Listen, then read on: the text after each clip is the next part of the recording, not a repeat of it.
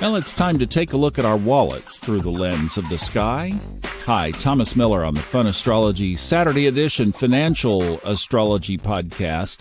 Today is going to be a little bit different because the MMA Cycles newsletter that we typically read on Saturdays, it's a little short and skinny today. So I'm going to hit the high spots of the good parts. Then I'll refer you to the website, MMAcycles.com, to read the free edition that appears right up at the top. You click a couple of links and you're in. You can also subscribe to this, which I do, and that's a good thing to do because then it's delivered into your inbox on generally Friday evenings.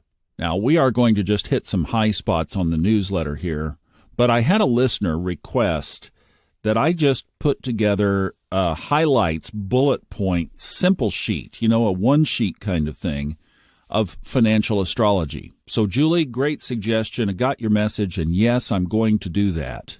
Now, if you want, Ray Merriman, one of the reasons I'm so excited about his granting us permission to do this and having been able to narrate those books for him this year is this guy's been doing this since the 1970s, and he really is truly established as the dean. He's respected as the dean of financial astrology. There's really one other person, Bill Meridian, if you would like to put him on your list. These two guys have really brought forward financial astrology into our generation.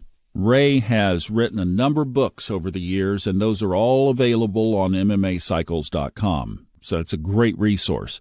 But yes, I will do a fun astrology version of it.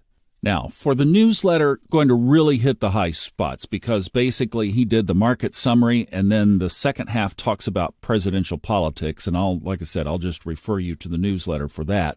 But what he does say, and putting a couple of pieces together here, the markets spun on a dime in the second half of this week, and broadly, the market report across the board, up, and up. Now, Ray says this: remember that it is time for multiple false buy and sell signals, otherwise known as fake-outs in the vernacular of the trickster, Mercury in retrograde. He will be around and around and around until May 14th. Which is why we usually take this time off from position trading and from pronouncing bold or serious predictions, focusing instead only on aggressive short-term trades every 1 to 4 days. We will let others get dizzy making and then reversing stunning predictions in pursuit of meaningless certainties amidst the trickster's booby traps. And then he notes the looming T-square, May 16th to 23rd, between Mars, Jupiter, and Pluto. This is a confluence of very hard aspects that coincide with hysteria. And Jupiter square Pluto does have a history of correlating with financial panics, maybe 50% of the time when they are within a 4-month orb. This is approaching fast, in line with the time when the U.S. Treasury will run out of tricks to pay its debts. Along the way, the Sun will conjoin Uranus, disruption, on May 9th, in Taurus, the sign of money. I think we will see very huge movements in financial markets around that time, lasting through May 23rd and maybe beyond. The trickster's cycle may be technically over on May 14th, when Mercury turns direct again, but his influence will still be present for a few days afterwards. It could get dicey for the financial markets. Now, like I said, and Ray said, this is newsletter light for this week, but of course what was not mentioned is the second eclipse on May 5th. That one, Mercury will be retrograde. When we had the solar eclipse on April 20th, Mercury was 1 day away from retrograde, still technically direct. Here it is very much retrograde. It will be in a 3-degree orb sextile to Saturn, and Saturn will be in a 1-degree orb of a trine to the south node of the moon. And also of note, while we're on this, that the nodes of the moon are at 4 degrees now, so they are getting ready to enter that 3-degree window, and then they change signs, I believe it's in mid-July. And of course, they will be moving into what is my nodal axis, Aries, Libra. Now, over on Twitter, Ray and his team post frequently, and one of the conversations around this timing that he had on Twitter this week was that basically between now and this May 16th time frame, so Mercury will be direct again, and then we have this T-square between Mars, Jupiter, and Pluto, that he is expecting a rally, perhaps even to a top, and then a slide down from there. The other thing that is not mentioned in this week's newsletter is that yesterday, First Republic Bank, too big to fail bank number 14, their stock price crashed to near nothing, and now it's all over the headlines that it looks like the FDIC is going to be taking it over. The last time that happened was on a Sunday night. Who knows, maybe Monday. But here we go again with another huge bank that the FDIC, I don't know what the assets are, may or may not have the capacity, the money in their bank, the funds to bail out, which you know what that means. Crank up the presses. Or not. See, this is the dilemma. These big banks, the FDIC does not have enough funding to bail one of them out, much less now three. Well, the market knew this yesterday and totally ignored it, just going up to the clouds yesterday. All day the market was up, and it closed up. Reminded me of 2021's trading. And back then you would watch this, and a lot of the money would come in overnight. And I get up at around 3 in the morning now, and I focus on the London markets there for an hour or two, because that's when a lot of this action is happening. That took place a couple of years ago when the market was staircased up to its top there in January of 2022. Well, then it's come out. What I expected as I was looking at this is, where is this coming? This is not coming from traders or institutions. No institutions are moving 401k money into the markets at 3 a.m. through the London market. Just no.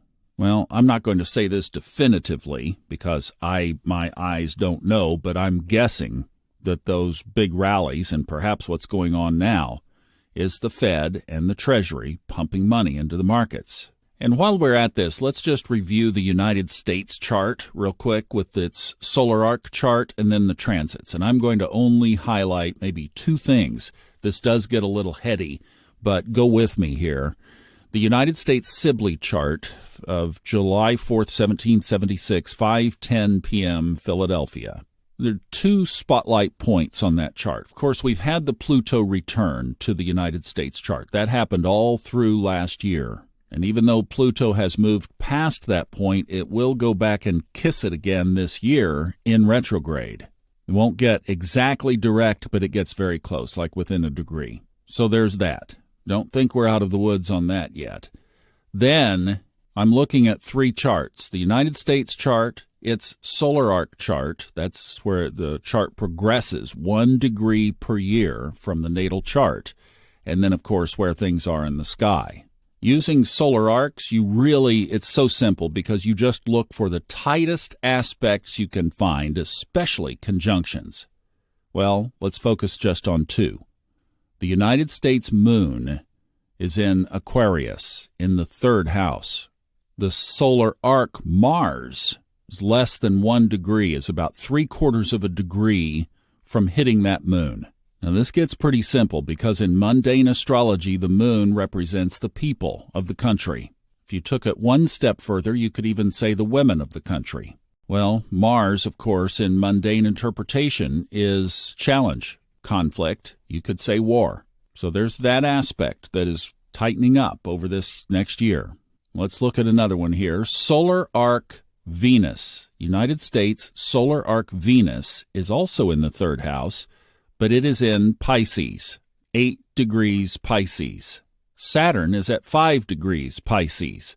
So Saturn is moving toward that United States Venus. So with Venus, we are definitely talking about money. Transiting Saturn is about to cross over that. So there's another set of eyeballs, something to watch in this chart.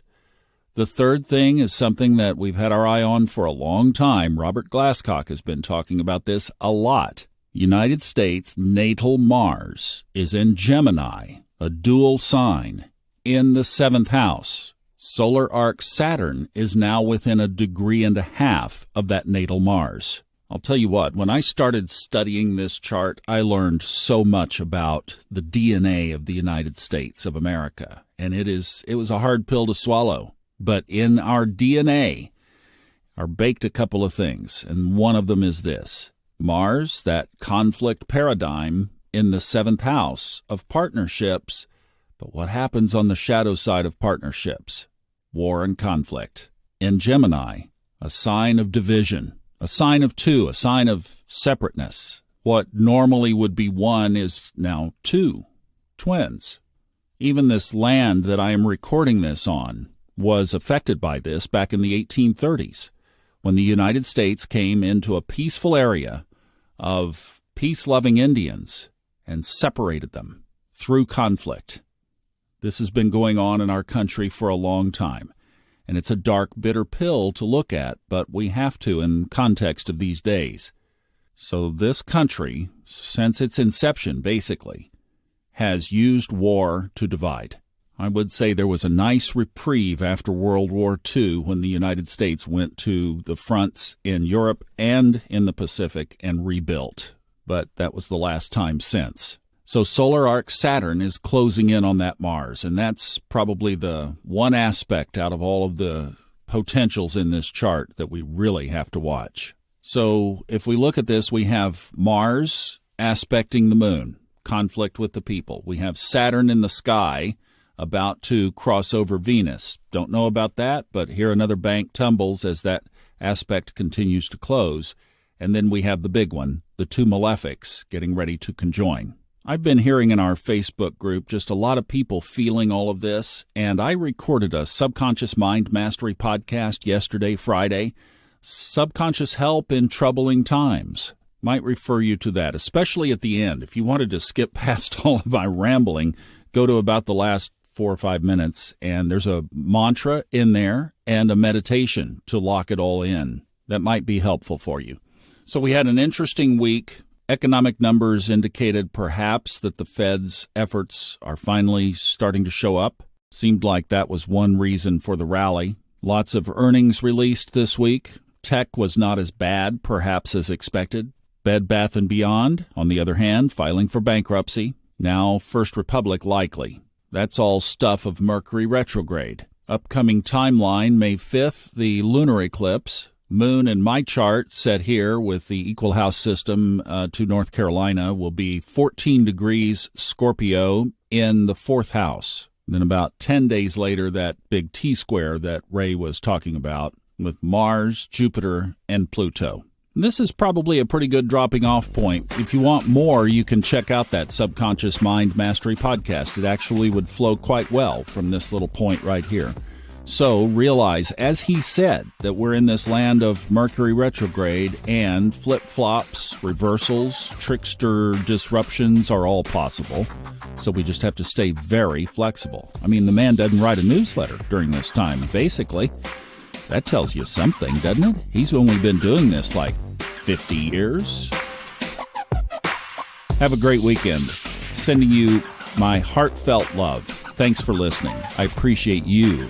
I'll see you back here on Monday.